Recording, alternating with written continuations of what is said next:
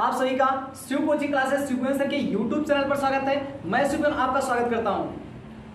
बच्चों, आज का जो हम अध्ययन करेंगे वो हम बात करेंगे स्वरों के प्रकार, स्वरों की बात करेंगे। स्वरों पर आज चर्चा होगी और एक एक स्वर के बारे में हम उच्चारण के आधार पर, मुखाकृति के आधार पर, सभी पर हम वर्णन करेंगे। चलिए यहाँ देखें, शुरू करते हैं। स्वर, तो बात करें स्वर किसे कहते हैं। तो बच्चों यहाँ पर पिछले वीडियो में हम पढ़ चुके थे, स्वर तक हम पहुंच चुके थे। आज सिर्फ स्वरों के हम प्रकार पर चर्चा करेंगे। तो देखिए यहाँ स्वर किसे कहते हैं, सबसे पहले समझें। स्वर एक दूसरे से पूर्णतः स्वतंत्र होते हैं, अर्थात एक दूसरे से पूर्णतः स्वतंत्र होते हैं। इनके उच्चारण में किसी दूसरे वर्ण की सहायता नहीं ली जा सकती, मतलब नहीं ली जाती। तो देखिए यहाँ पर जिस बात समझें, जैसे यहाँ पर लिखा गया है छोटा आ, तो यहां पर समझने के लिए लिखा गया है छोटा आ, अर्थात देखें छोटे आ में क्या किसी दूसरे वर्ड की सहायता ली जा रही है? नहीं, हम पढ़ते क्या है? आ। तो यहां पर देखें, जैसे छोटा आ, बड़ा आ, या ऊ हो सकता है, री हो सकती है, कोई भी आप लिख सकते हो, कोई भी स्वर आप लिख सकते हो। तो यहां पर देखिए स्वर एक दूसरे से कैसा होते हैं? पूर्णतः स्वतंत्र होते हैं। इनके उच्चारण में किसी दूसरे वर्ण की सहायता नहीं ली जा सकती। तो यहां पर देखिए, जैसे आपको एग्जांपल बताया गया छोटा आ, बड़ा आ, देखिए छोटा ऊ, उसके बाद यहां पर क्या एग्जांपल रखा गया? री रखा गया, ए रखा गया। इसी प्रकार से आप रख सकते हैं। जो आपके स्वर होंगे उनमें क्या होगा? किसी दूसरे वर्ण की सहायता नहीं ली जाएगी। इतना बच्चों समझ में आ गया? क्योंकि यहां पर देखिए, यहां पर छोटे ऊ के उच्चारण में क्या होगा? छोटा ऊ कहते हैं, और यहां पर इनमें किसी वर्ण की सहायता ली जा रही है, इसमें किसी वर्ण की सहायता नहीं ली जाती है। चला आगे बात करें, स्वरों के भेद की बात करें। तो स्वरों के भेद को पढ़ने से पहले एक बार बच्चों फिर समझिए कि यहां पर स्वर होते कितने हैं। स्वर होते कितने हैं? तो यहां पर हम लिख दे रहे हैं, स्वर की संख्या जो होती है, स्वर की संख्या होती है 11। और 11 ये कौन कौन से होते हैं? आगे जब हम प्रकार पढ़ेंगे, भेद पढ़ेंगे, तो उसमें हम इसकी चर्चा करेंगे। तो यहां पर देखें स्वरों के भेद में सबसे पहला कौन? उच्चारण में लगने वाले समय के आधार पर, मतलब उच्चारण में लगने वाले समय के आधार पर पहला। दूसरे की बात करें, दूसरा क्या है? उच्चारण के आधार पर। तीसरा क्या है? मात्रा के आधार पर। स्वर की बात हो रही है बच्चों यहां पर। अगला क्या है? जीभ के आधार पर, जब हम जीभ से उच्चारण करते हैं तो उसके आधार पर चर्चा करेंगे। ओष्ठ के आधार पर इसकी चर्चा होगी। चला देखिए, सबसे पहले हम पढ़ते हैं बच्चों क्या? उच्चारण में लगने वाले समय के आधार पर। उच्चारण में लगने वाले समय के आधार पर देखिए यहां पर सबसे पहला स्वर कौन होता है? सबसे पहला जो होता है रस स्वर होता है। दूसरा कौन सा होता है? दीर्घ स्वर होता है। तीसरा कौन से होते हैं? क्लुप्त स्वर होते हैं। तो रस स्वर किसे कहते हैं? रस स्वर किसे कहते हैं? तो यहां पर सबसे पहले इसको समझ ले। रस स्वर जिन स्वरों के उच्चारण में, बच्चों यहां समझना, जिन स्वरों के उच्चारण में क्या होता है? कम समय लगता है, उन्हें हम क्या कहते हैं? रस स्वर कहते हैं। तो समझाने के यहां पर लिखा गया, हम आपको इसी में समझा दे रहे हैं। आ, ई, उ, बच्चों आपको समझ में आ रहा होगा। देखिए यहां पर आ, अर्थात यहां पर देखिए इसमें क्या हुआ? कम समय लग रहा है, और यहां पर क्या लग रहा है? ज्यादा समय लग रहा है। जैसे ई, तो यहां पर क्या हुआ? यहां पर क्या हुआ? कम समय लगा। छोटी ई में क्या हुआ? उच्चारण कम समय लगा, और इसमें क्या लगा? अधिक समय लग रहा है। अर्थात वही बात थी जिसमें जिन स्वरों के उच्चारण में कम समय लगा वो क्या होगा? रस स्वर होगा। तो यहां पर देखिए इसमें क्या हुआ? छोटा में क्या हुआ? कम समय लगा। छोटी ई में क्या होगा? कम समय लग गया। छोटा ऊ और कौन सा? री। इसकी परिभाषा इसी प्रकार से बन सकती है, जिन स्वरों के उच्चारण में, जिन स्वरों के उच्चारण में क्या होता है? कम समय लगता है, उन्हें हम क्या कहते हैं? उन्हें हम रस स्वर कहते हैं। बच्चों ये समझ में आया? चलते हैं हम दीर्घ स्वर की ओर। दीर्घ स्वर किसे कहते हैं? तो देखिए जैसे अर्थात देखिए ह्रस्व स्वर से अपेक्षा इसमें ज्यादा समय लग रहा है, तो इसकी परिभाषा भी इसी प्रकार से लिखी जाती है, जिन स्वरों के उच्चारण में ह्रस्व स्वर से अधिक समय लगता है उन्हें हम क्या कहते हैं? उन्हें हम कहते हैं दीर्घ स्वर। देखिए यहां लिख देते हैं, बड़ा आ, बड़ी ई, बड़ा ओ, ए ओ, औ। चलाएंगे। प्लुत स्वर क्या होता है बच्चों? प्लुत स्वर जिन स्वरों के उच्चारण में ह्रस्व स्वर और दीर्घ स्वर दोनों की अपेक्षा अधिक समय लगे। जिन स्वरों के उच्चारण में ह्रस्व स्वर और दीर्घ स्वर की अपेक्षा क्या लगता है? अधिक समय लगता है, उन्हें हम क्या कहते हैं? उन्हें हम कहते हैं प्लुत स्वर कहते हैं। बच्चों यहां पर समझे, अर्थात इन दोनों से भी इसमें कैसा लगेगा? अधिक समय लगेगा। जैसे एग्जांपल समझे,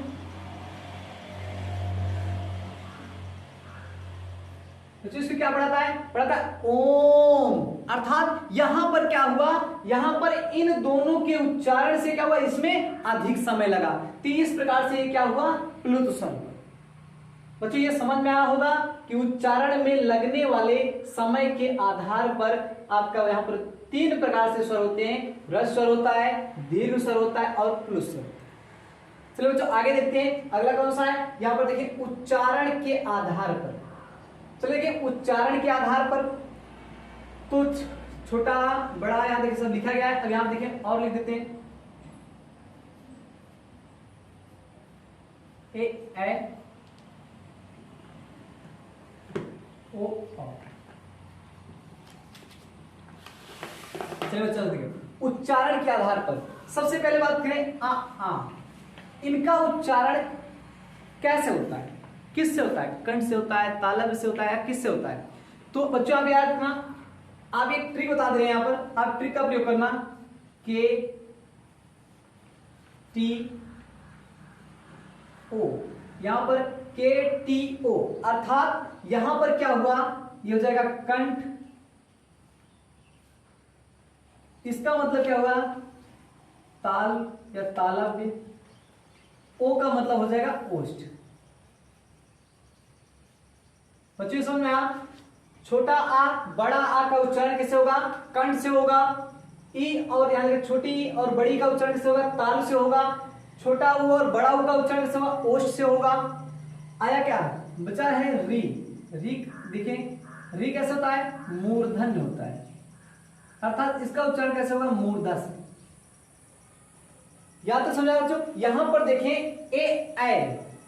अब बात करें ए ऐ का उच्चारण किससे होता है? तो इसका जो उच्चारण होता है ये होता है, जैसे आप देखो पहले ओ औ। ओ जब बोलते हैं हम ओ, तो यहां पर दोनों ओष्ठ आपस में कैसे होते हैं? पास में आते हैं, तो ओष्ठ इसमें आएगा ही, और प्लस क्या होता है? कंठ का उच्चारण होता है। इनके दोनों के उच्चारण में क्या होता है? कंठ प्लस ओष्ठ। इसलिए बच्चों आप इसको एक शब्द में कह सकते हो कंठोष्ठ, इसलिए कहा जाता है कंठोष्ठ। ये ध्यान रखना। आगे देखें, यहां पर ए ऐ के उच्चारण में बात करें क्या होगा? ये कंठ और तालव्य, अर्थात कंठो तालव्य लिख सकते हैं। कंठो तालव्य। बच्चों समझ आया क्या है ये? कंठो तालव्य, या आप इसको कह सकते हो कंठ तालव्य। बच्चों समझ में आ गया? अब चले देखिए, अब आते हैं हम अगला मात्रा के आधार पर। बच्चों देखिए मात्रा के आधार पर स्वर की बात करेंगे, तो मात्रा के आधार पर सबसे पहले हम जान लें कि स्वर कितने प्रकार से। यहां पर देखिए मात्रा के आधार पर 10 होते हैं। आप समझिए, यहां पर हम लिख दे रहे हैं छोटा, बड़ा, छोटी, बड़ी, हो गया री। सॉरी यहां पर बच्चों छोटा ऊ, बड़ा ऊ, इसका क्या होगा? री, ए ऐ ओ औ। तो देखिए यहां पर पहले बच्चों, यहां पर देखिए स्वरों की संख्या कितनी है? तो देखिए 1 2 3 4 5 6 7 8 9 10 11, इस प्रकार से देखें तो स्वरों की संख्या कितनी हुई? 11 हुई। लेकिन यहां पर पूछा क्या गया? मात्रा के आधार पर। तो देखिए यहां पर जो छोटा आ है इसकी मात्रा नहीं होती है, अर्थात इसीलिए इसकी मात्रा यहां पर नहीं होती है, इसलिए नहीं लिखा जाएगा। अर्थात मात्रा के आधार पर बात करें स्वर कितने होते हैं? 10। ये बच्चों यहां पर याद रखना कि मात्रा के आधार पर स्वरों की संख्या कितना होती है? मात्रा के आधार पर स्वरों की संख्या कितना होती है? 10 होती है। आगे चलो देखिए, आगे मुख आकृति के आधार पर समृद्ध स्वर होता है, ये छोटी ई, बड़ी ई, छोटा ऊ, बड़ा ऊ। समृद्ध अर्थात आगे अर्ध समृद्ध, यहां पर देखें, यहां पर ए और यहां पर ओ। विवृत क्या होता है, अर्थात विवृत क्या होता है, जैसे इसमें क्या होता है पूरा का पूरा मतलब कैसे है आ, इसमें कहते हैं ना खुला रहता है, तो ये क्या होता है विवृत। तो बड़ा अर्धवृत्त, इसमें थोड़ा खुला होगा, आधा खुला होगा, अर्थात आ छोटा होगा, ए यहाँ पर ए और औ होगा।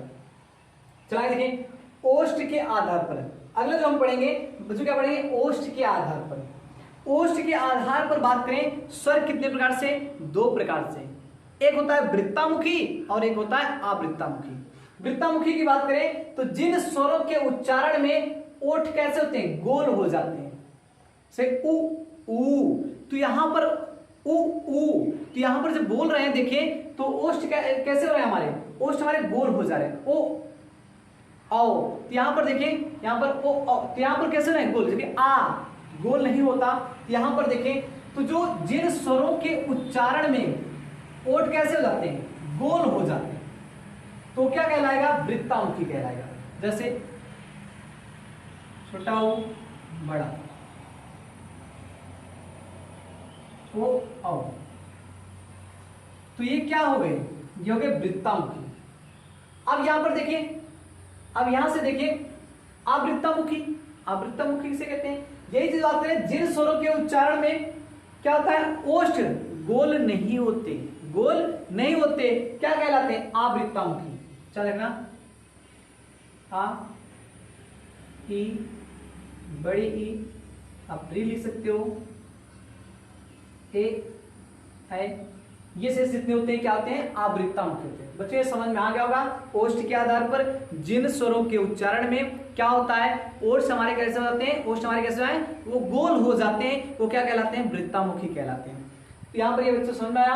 आगे हम चले, जीव के आधार पर वर्णन करते हैं। जीव के आधार पर, तो जीव के आधार पर स्वर भी कितने प्रकार से, तीन प्रकार से होंगे, एक होगा अग्र स्वर, एक होगा मध्य स्वर और अगला क्या होगा, ये होगा पश्च स्वर। तो देखिए यहाँ पर सबसे पहले ये जीव के आकार में बनाया गया है, ये क्या है, अग्र स्वर है, और ये क्या है, मध्य स्वर है, और ये क्या है, पश्च स्वर है। अग्र स्वर में क्या क्या आते हैं, ई, ई, ए, आए, तो ये दोनों कैसे होंगे, ये दोनों होंगे अग्र स्वर। आगे देखिए बच्चों, मध्य स्वर में क्या होता है, मध्य स्वर में केवल एक आता है, वो कौन है, छोटा आ। क्या आएगा, छोटा आ, ये क्या आएगा, मध्य स्वर में आएगा। बच्चों उसके आगे देखिए, आगे समझें, ये क्या है, पश्च स्वर की बात करें तो पश्च स्वर में क्या आएगा, आ, उ, री, ओ, औ, तो ये क्या आ जाएंगे, ये आ जाएंगे पश्च स्वर में। ये क्या आ जाएंगे बच्चों, ये आ जाएंगे पश्च स्वर में। तो जीव के आधार पर स्वर कितने प्रकार से, तीन प्रकार से, अग्र स्वर, मध्य स्वर और कौन से, पश्च स्वर। चलो आगे बच्चों, आगे देखिए, अब हम पढ़ रहे थे स्वर। स्वर पता है कि हमें कितने होते हैं, 11 होते हैं। यहां पर देखिए क्या छूट जाता है, अंग और आह, ये दोनों छूट जाते हैं, अर्थात यहां पर उसी की चर्चा की गई है। ये क्या है, अयोग वाह में आते हैं। किस में आते हैं, अयोग वाह में चले जाते हैं। तो अनुस्वार की बात करें तो अयोग वाह में देखें, अनुस्वार मतलब जिनके उच्चारण कह सकते हैं में क्या होता है, वायु कहां से निकलती है, मुख से निकलती है। जिनके उच्चारण में वायु कहां से निकलती है, मुख से निकलती है, उन्हें क्या कहते हैं, अनुस्वार कहते हैं। जैसे उदाहरण बात करें, उदाहरण समझ ले इसका, जैसे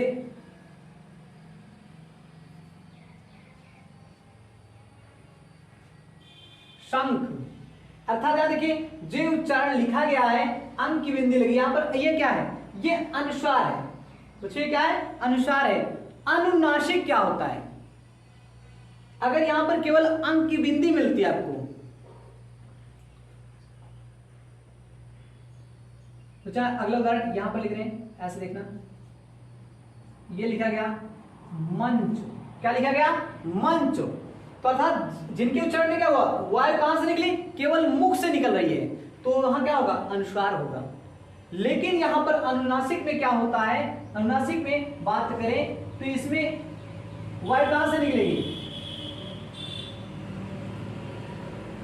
नाक प्लस मुख दोनों से निकलेगी। तो जिनके उच्चारण में वायु कहां से निकले, नाक और मुख दोनों से निकलती है, वो क्या होता है, अनुनासिक होता है, अनुनासिक होता है। तो चलिए आप देखिए इसके एग्जांपल को समझ लें।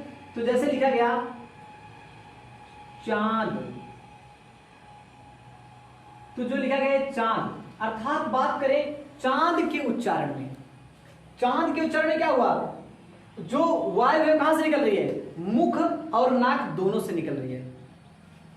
तो इस प्रकार से यहां देखिए ये बिंदियां होती है, ये जो बिंदी होती है इसके उच्चारण करते समय क्या होता है, नाक और मुख से अगर बात करें दोनों से वायु कैसे होती है, बाहर निकलती है। आगे चर्चा कर ले बच्चों विसर्ग की। तो जो आह यहां पर अंक का हो गया, अर्थात एक छूट रहा है आपका आह, हम यहां पर उसकी चर्चा कर दे रहे हैं। यहां पर देखिए आह, आह को क्या माना गया है बच्चों, आह को माना गया है विसर्ग, आह को क्या माना गया है, विसर्ग। ये चीज ध्यान रखना बच्चों, यहाँ पर आह को क्या माना गया है, विसर्ग माना गया है। तो ये आपको समझ में आ गया होगा, उम्मीद है आपको बच्चों ये समझ में आया होगा। अब इसके क्या आगे बात करें, हमने स्वर का अध्ययन कर लिया है, आगे का अध्ययन जो होगा व्यंजन का अध्ययन किया जाएगा। आगे आपको व्यंजन अगले वीडियो में मिलेगा, तब तक के बच्चों जय हिंद जय भारत, अगले वीडियो में मिलते हैं।